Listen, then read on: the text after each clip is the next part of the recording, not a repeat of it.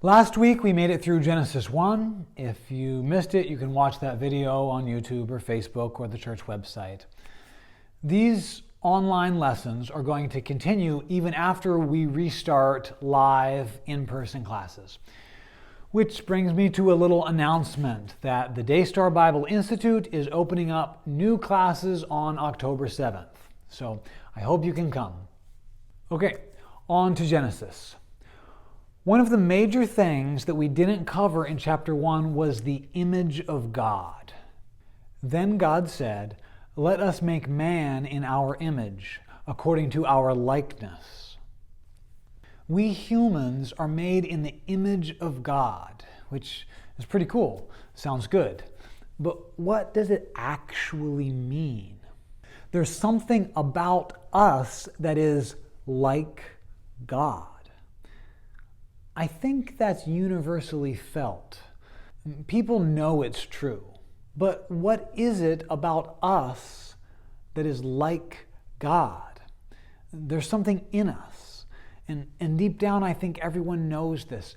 Hamlet was messed up and suicidal, but even he said this: "What a perfect invention a human is. How noble in his capacity to reason, how unlimited in thinking, how admirable in his shape and movement, how angelic in his action, how godlike in understanding. There's nothing more beautiful. We surpass all other animals." But there's the rub. We're also a lot like animals. Think about it. Our DNA is not that different. We were made on day 6, the day of the making of land creatures. Dogs walk around on the ground breathing air. We walk around on the ground breathing air.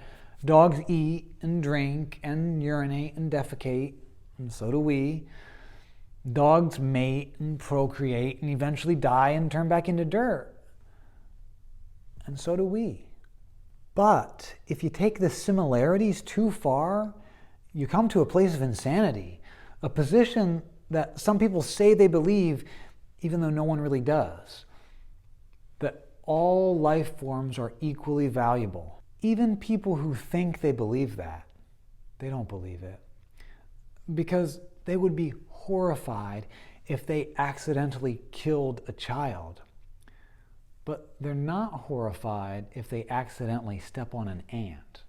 They might feel bad, poor little ant, but no matter how much they tell themselves that we are only animals, they know that we're also something more. But what is that something? Because scientifically, you can't measure it. It is that we are an image of God. That's the crazy thing about an image. It's two things at once. For example, here's an image. This is my daughter. There's no denying that statement. This is not your daughter. This is my daughter. But in another sense, it's just paper and ink. It both is and isn't my daughter because it's an image of her. It represents her. It is like her in some ways. It doesn't sound like her,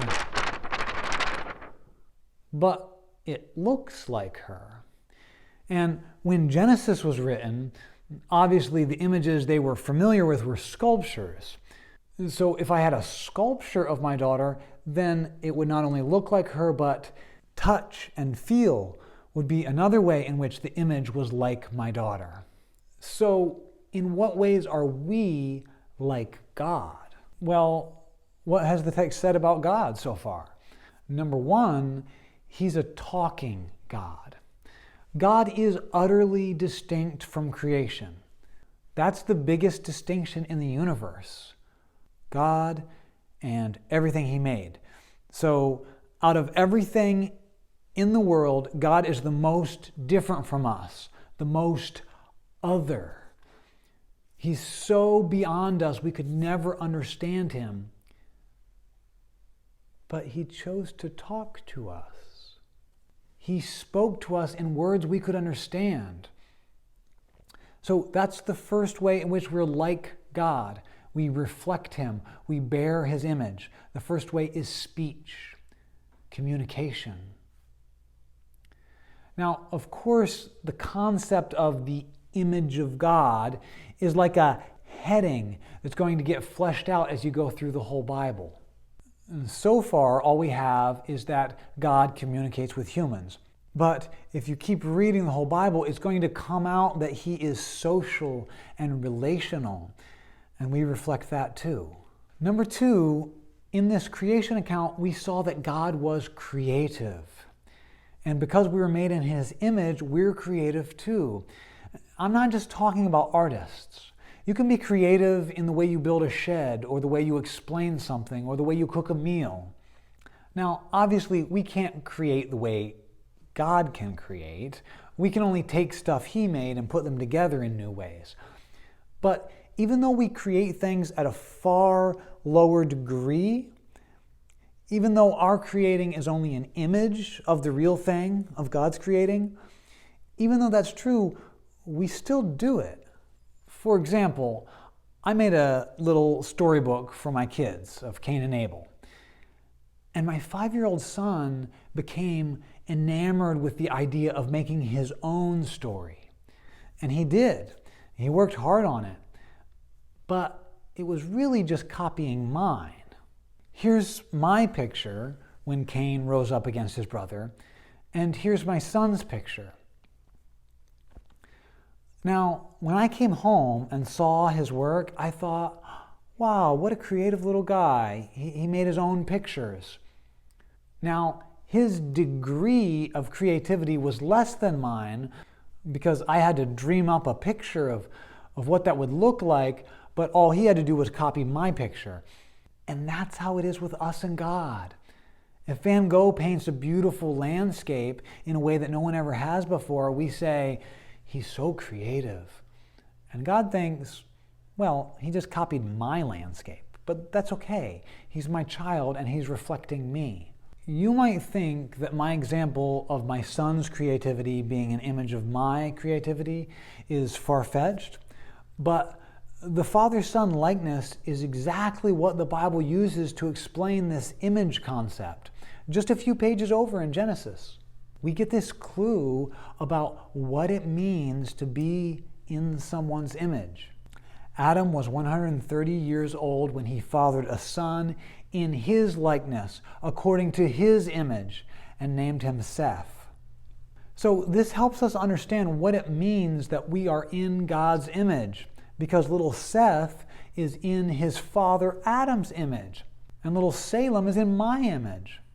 Of course, the Bible will continue to flesh out this concept all the way through the New Testament.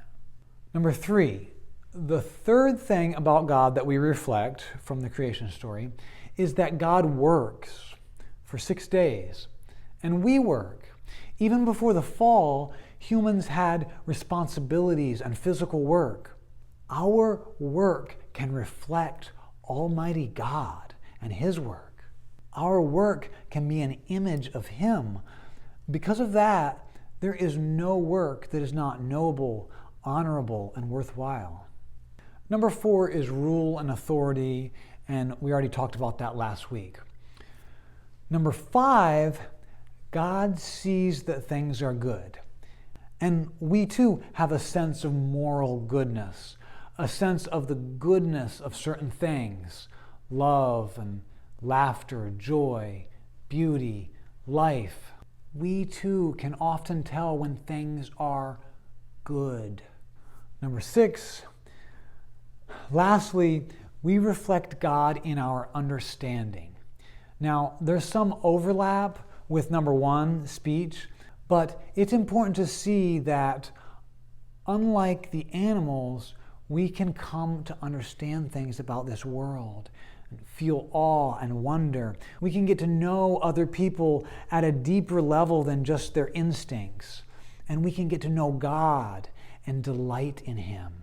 And we humans are like God in that we can understand that there is a meaning to our lives.